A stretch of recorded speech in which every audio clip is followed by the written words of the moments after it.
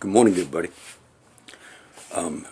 Actually, I would have made this video yesterday, but I had no power. And I'm just going to cover, like we've had almost like a hurricane-type natural disaster in the last 4 days. And I'll give you a little insight here. I wasn't sure how, if I would be able to share this and without looking too crazy, but I want to share it. Maybe about 5 days ago, my friend Austin came by. And you see me sometimes do the little meetings with Austin, or little fellowship. And I know God's working with Austin, okay? And he told me the other day, he said, John, I want to start like a Christian group. Sort of like maybe patterned after the way gangs do things. But in a Christian way, meaning we're just a brotherhood. We don't do anything wrong. We commit no crimes. We don't steal. We don't do anything. We just are sort of in that sense. And I told Austin, I said, I've always felt that a lot of kids that you see that get involved in different gangs and all, I said something that appeals to them is that a lot of them have no family. And then when they join the groups, that group becomes family. And I said, really, in the church, I taught a lot of this over the years. The church, the word in the New Testament is ecclesia, or ecclesia. But I said, that's what that word means. It means a community of people. That's what that means. A lot of my critiques when I was doing the AA critiques, meaning what was some of the criticisms that I had. I learned early on from, reading some of the early writings and all of the AA, that really what they patterned it after was that. It was a group of people that met on a daily basis and openly shared their struggles, which that is church in a sense, okay? I'm not saying AA meetings are church. I'm saying in a sense that was the original design.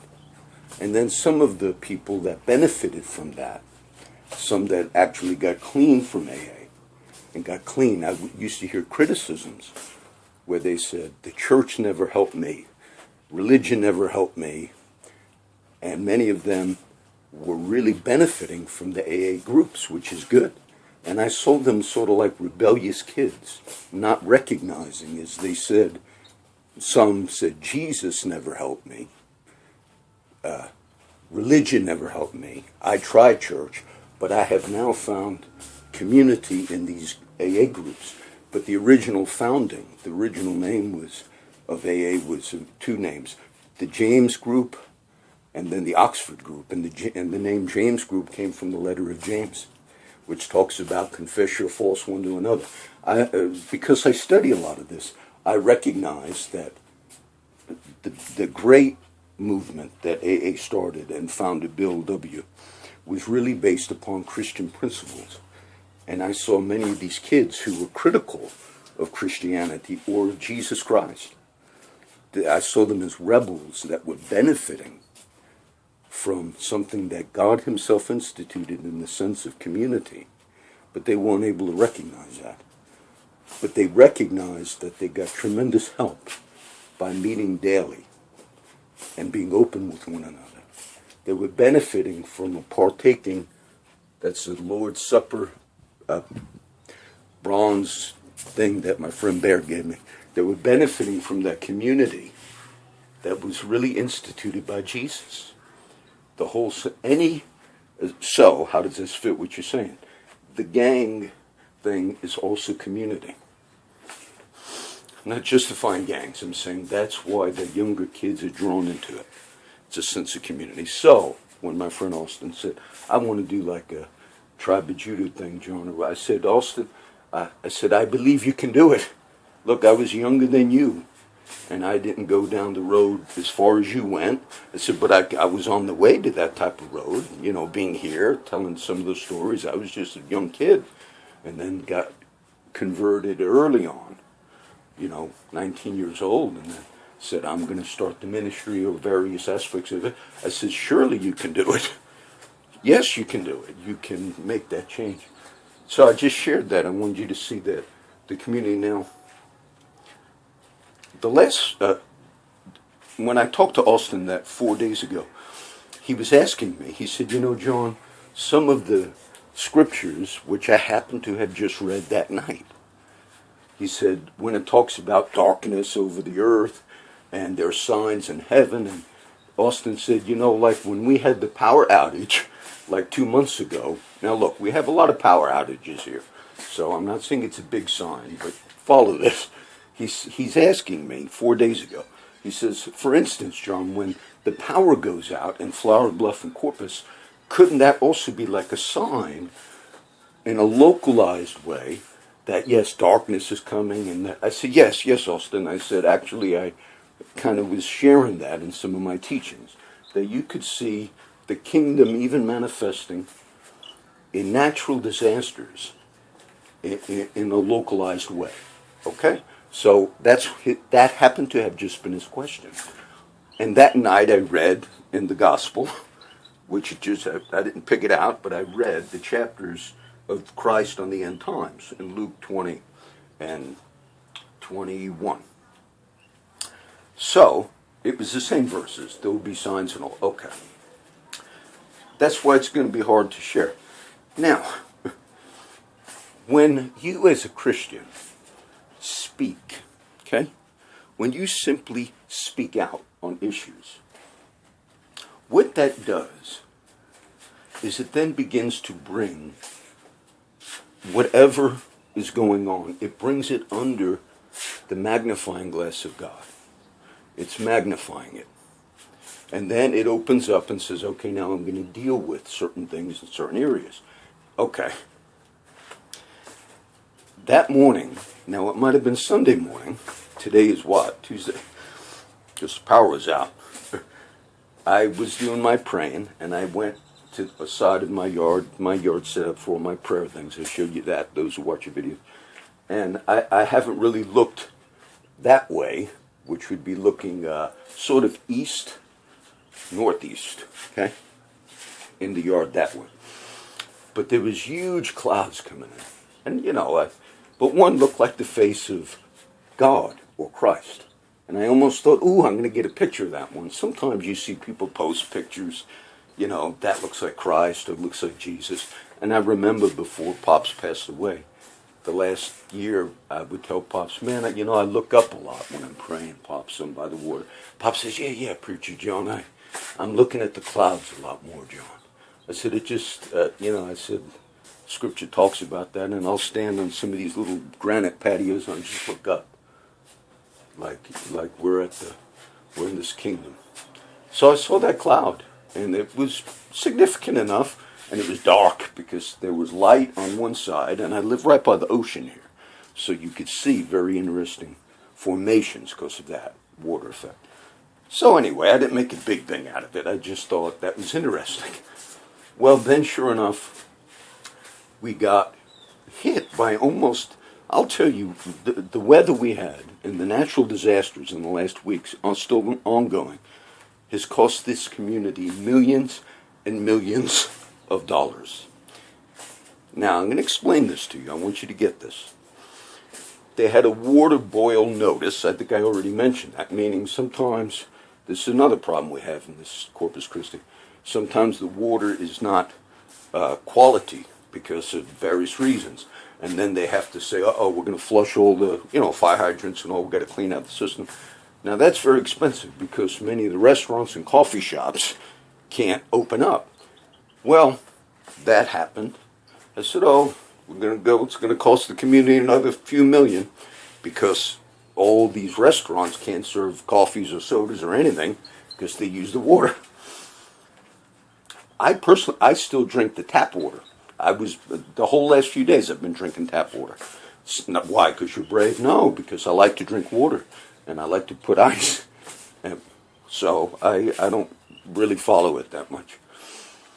So that was the beginning of, then we had so much rain. We broke records of rain. Streets flooded and all. Okay, and I'm checking the news all day. Then we had a power outage. This is all going on, and it's still going on as I speak. It all started that Sunday. Now, the power outage, we have them every so often, and I don't go to coffee shops anymore. I used to go to them a lot. But it's been a few months. I thought, oh, I have no power. I want to do the videos. So I went. Of course, they're all out. A water boil notice, besides power being out, besides the streets flooding. There was enough natural disaster. And one I want to mention, Aransas Pass. I have never spoken on any corruption about Aransas Pass until last week. The last few weeks I posted that little link about that kid that was at work at some business in Aransas Pass, which is a little town right that way, okay? And I posted that. The cops of Aransas Pass went in looking for some other suspect by the name of Keith. And they couldn't find the Keith. This is documented. I put the links up.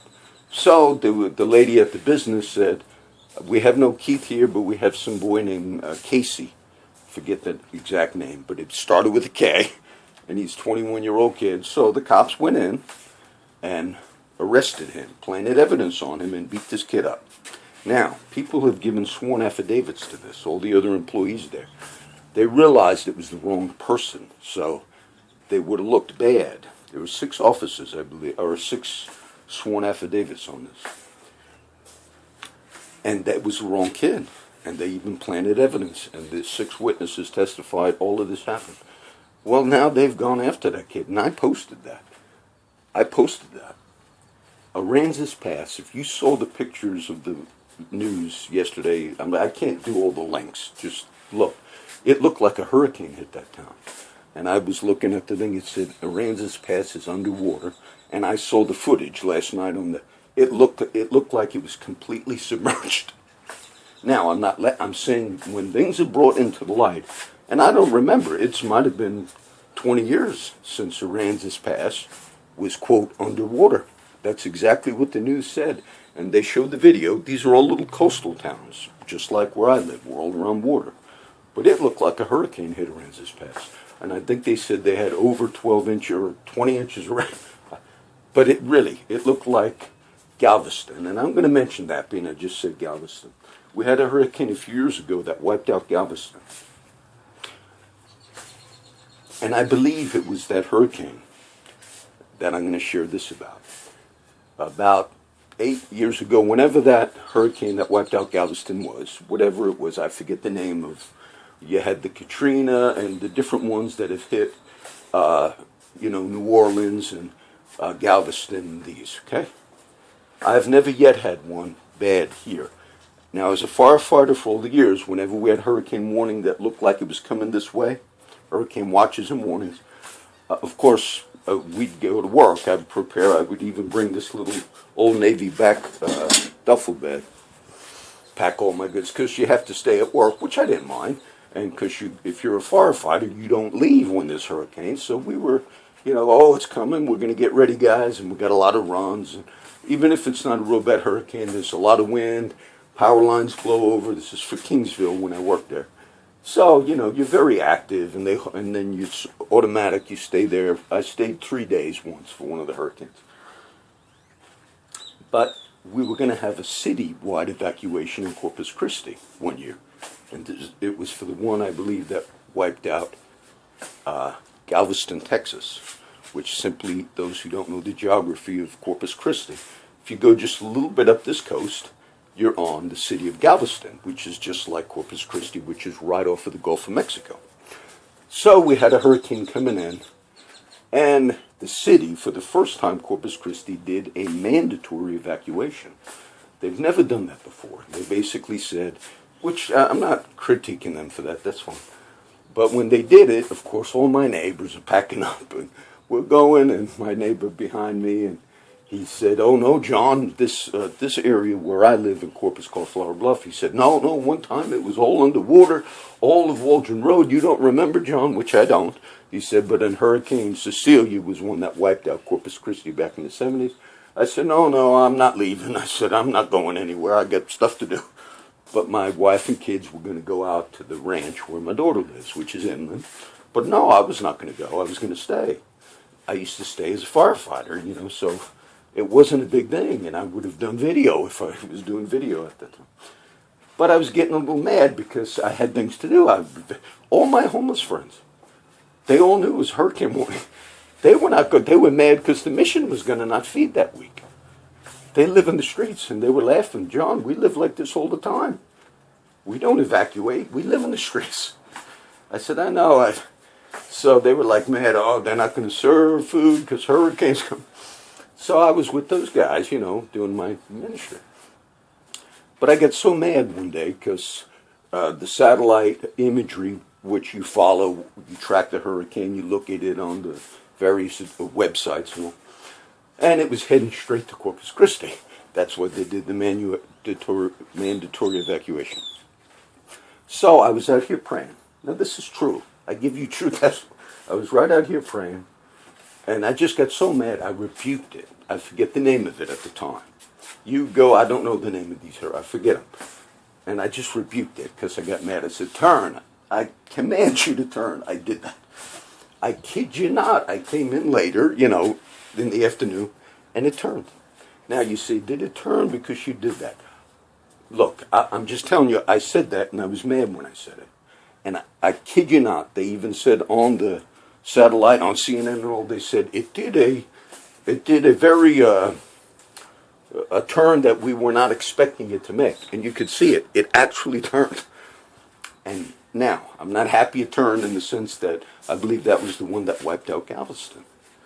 Just very bad. It's still to this day, it's never fully been rebuilt again. So, we do have natural things that could take effect. That's what I want you to understand. In the last few months, as you see me talking about various things, I was almost going to say,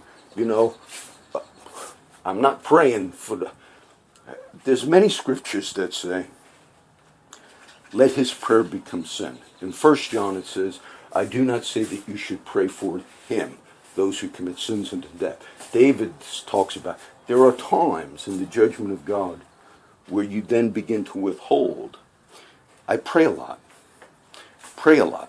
Yesterday I was with my friend John Montgomery, and on my phone a text thing comes through. It's not text, it's however they work, all these little things, videos and all.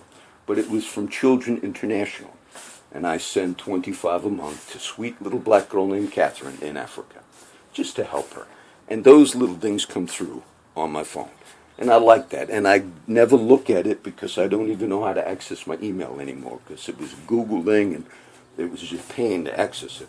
But it says, and if you want to look at the pictures of Catherine, and I was busy, as I normally am, and I looked at the text, and my friend John was there. I said, oh, this is that little girl. I said, I prayed for her this morning, because it was the Monday prayer. So I must have prayed for Catherine thousands of times. And I will pray for her for the rest of my life. How, John? Why would... It's incorporated. And when I pray at that moment, I said, and now I lift up sweet little Catherine, Lord, in Africa, little sweet black girl. And I pray in the morning. And that prayer goes up every Monday and every Friday. I get different prayers I do in the mornings. I said, and now I pray for all the kids, Lord, in every nation. Muslims, Jews, and Christians. And Jesus said, they're angels, always behold the face of my Father in heaven. And when I looked at the phone, I don't know, maybe my friend John thought, because I said, I can't even access the email, John, but I said, I like that little note. And then maybe he wondered, like, you are praying for her at 3 a.m. Like, why would... Be concerned with these things. So I felt all of this that happened, still ongoing, which cost the community millions. I stopped praying. I had scriptures. I stopped praying for Corpus Christi, Texas, in the sense of just bless the economy, bless all this. I pray for the community of God in this city. I pray for the heavenly Jerusalem, if you will, the believing community of God within Corpus Christi. But the name Corpus Christi, in the New Testament, Paul says the Jerusalem that's below, and Jerusalem would be a name, we understand, of God's holy city, God's blessed city. But in the time of Christ, because they rejected Christ as the ultimate sacrifice, the writers of the New Testament, who were Jewish apostles, they spoke that it was under judgment because it stayed in bondage to the law, Galatians. But the Jerusalem which is above is that Jerusalem that's free. So I do not pray for the welfare or benefit of the physical city of Corpus Christi anymore. I made an actual months ago. So that's it. I pray for God to bless the holy community of God, the people of God within this place, the heavenly Corpus Christi, body of Christ. But I don't, because there was too much corruption that I seen. And so I said, I'm removing that. I consciously said that. And you say, what are the benefits? We don't need your prayers, John. Maybe not. But I'll say, because of that, and many of the prophets in the Old Testament, they were saying to Jerusalem, or to the city called by the name of God in the old days, they were saying, God's going to now bring judgment. Why would something like that happen? Many people, when you see me, I have Chief Simpson's picture up here, who passed away. And I pray for Tanya and for the kids. Just like Catherine, right?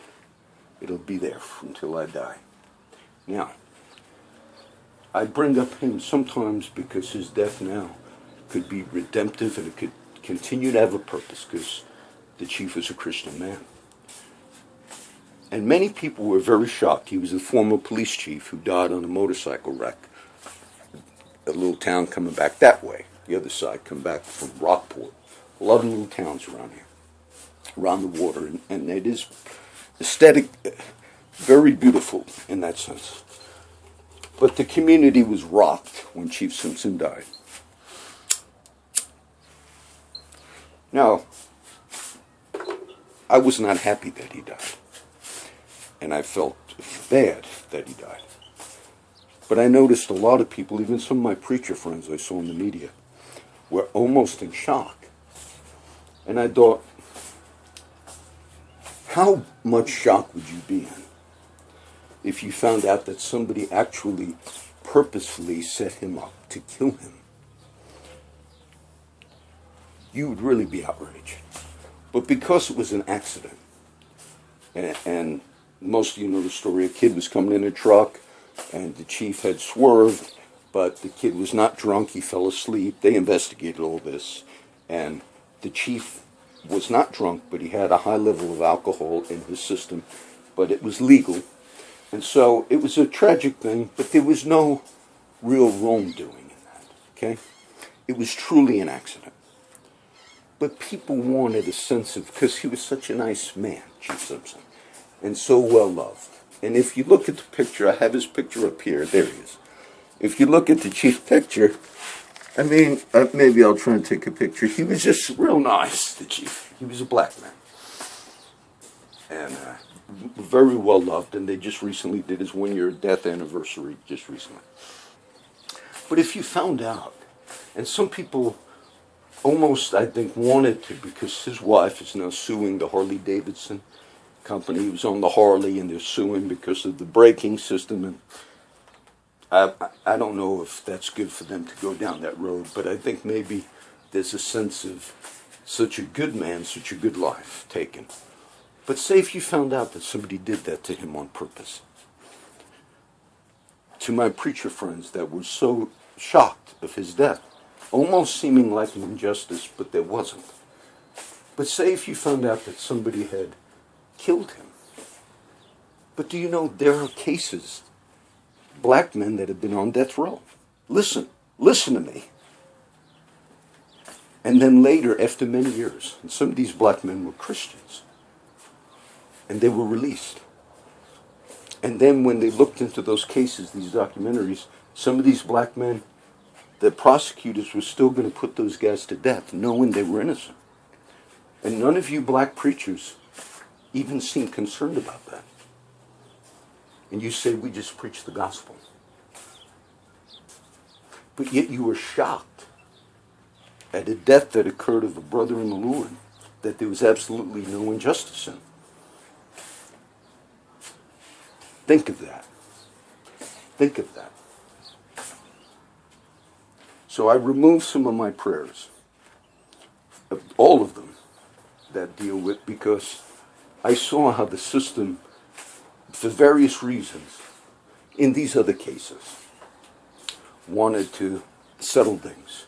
It's upsetting to the community that there would be a drive-by of 2 young children that were killed. It's terrible. And those are the types that the resources, I understand the prosecutor's office, DA's office, cops, and all, I understand they're flooded. They're flooded with crimes. And I understand it's not their fault that they're flooded with crimes. And I understand that the people that are committing crimes, that are flooding that system, they're at fault. I understand all of that. But sometimes when you have a notable one, maybe, like I said, the Gaetan case, they said, we have to solve this. There are 2 young kids that were shot in a drive-by. I get it. But then as you move forward, you say, we've got to do something. If you have to do it right. And if you recognize it's important to investigate. So any of those unjust things are not good. Oh, this is going to be too long, this video. I want to give you, and I wanted you to see, I'll look at my notes. I want you to see that. And the water boil and all these things, it made me think, because Austin had just mentioned it to me, and that night or the night before, I read where Jesus says in the gospel, I'll start doing a little verses before I run out of time. Let me do a few. I'll give you mouth and wisdom, which all your adversaries will neither be able to gainsay nor resist. In your patience possess ye your souls. Not a hair of your head shall perish. I hope I remember to do this in a second. In your patience possess ye your souls. And then he says, for these are the days of vengeance, that all things which are written may be fulfilled. Until the prophets in the Old Testament, they spoke, but there are times things were written. And when the words go forth, that opens up a gateway.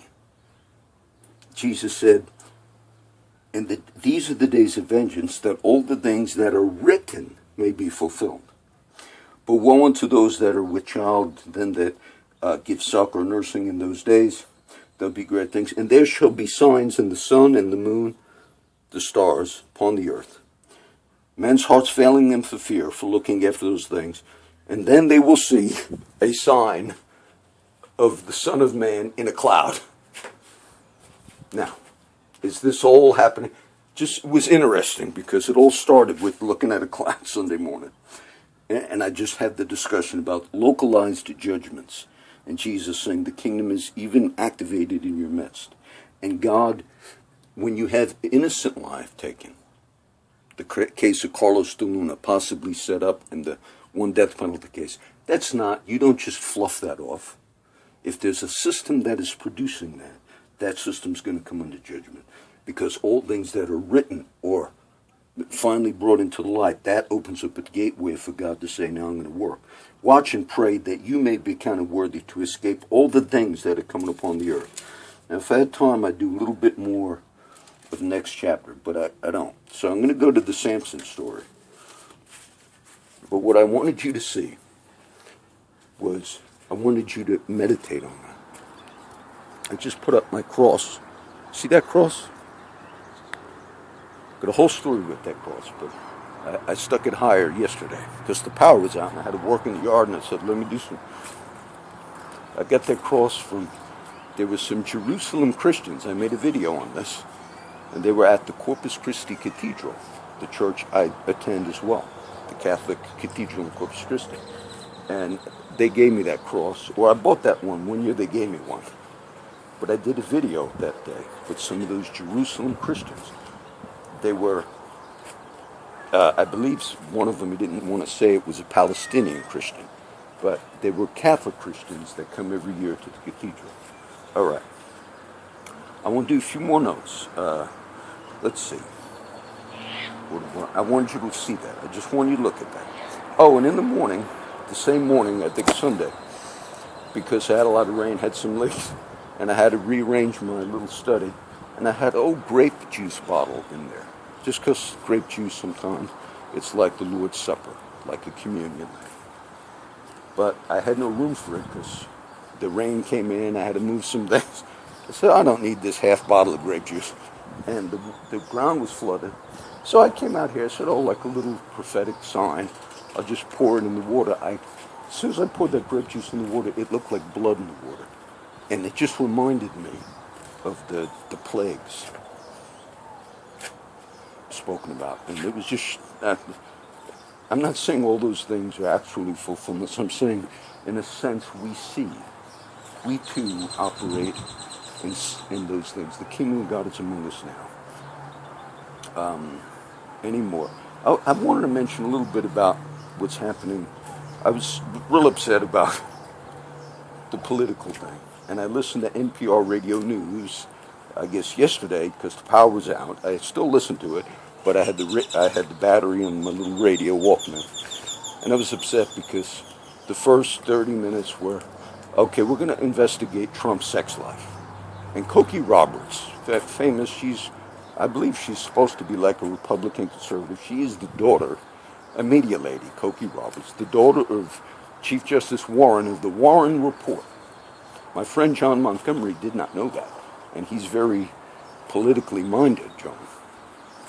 But I told him yesterday, I said, you know that she is the daughter of Warren, of the Warren Report of the Kennedy assassination. Maybe he thought I was making it up. No, that's true. But either way, scandals, right? They went after Trump in a sense, and she said, well, we need to know his sex life. If we're going to have somebody run, we should go all the way back 20 years. I just find it disgusting because some of these same people, when President Bill Clinton had things in the Oval Office with the Monica Lewinsky, some of these same people said that's a private life in the Oval Office.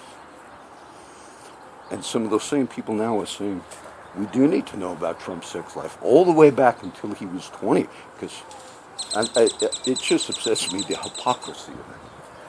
And then at the top, they did a few more like that, and then the NPR News lady said, and the supporters of Trump, but they don't seem to care about anything. They're just ignorant people. That's news. And then at the top of the hour, which would have been 8 o'clock, this was the 7:30 to 8 thing on NPR, it said, and then we go to a pastor who says, quote, Trump is a very evil man. Look, I could find many, many people, women, that Bill Clinton made advances towards, that would say Hillary is a very evil woman. But you don't find that as the top news story on any media outlet anywhere. So if you want to find some pastor in the Bible Belt that says Trump, quote, is a very evil man, and you make that the top upcoming story at the 8 o'clock hour, and the New York Times hit piece on what you're seeing, John, do you think Trump's a good man? I think none of them are good men or good women. But if you did an honest evaluation of things that should really be looked at, and the Benghazi thing and all, I don't think that's a hyped up thing. I think it's a serious thing because as Secretary of State, you had an American U.S. ambassador by the name of Stevens actually sending communication to the State Department while he was the ambassador in Benghazi, Libya, saying we might get killed over here if we don't get an increase in protection over here. And that was denied. And then he was killed. And very rare for an ambassador to be killed, and I don't even know if it's the first time at it, but to have actual communication coming back to the State Department from an ambassador on the foreign field. And the way Hillary Clinton and the State Department spun that story, I remember they told some of the families of Ambassador Stevens who was killed, they said they made it look like the State Department and Hillary were trying to warn him that it's dangerous, but he just wanted to stay in the fray because that's the type of man he was. They indicated that he was like saying, no, don't pull me out. Don't give me more protection. I'm here because I identify. And then when those texts, emails, and stuff came out, that they were actually saying, look, they're scoping out this place here, our embassy in Benghazi. They're going to attack us. They're going to kill us. When that came out, she should have been fought. You never run for president with a record like that at the State Department and the disasters in Libya. And you could make a case that it has been the worst foreign policy of any Secretary of State in the history, if you look at our relationship with the reboot of Russia relationship that Hillary said we were going to do, and we're at the verge of a hot war with Russia, and for her, now that would be things you should deal with, not 20 years back of Trump's girlfriends. So the Dow went up 200. 200. Now, when the Dow goes up 200 points, that's a lot of money. And why did it go up 200 points?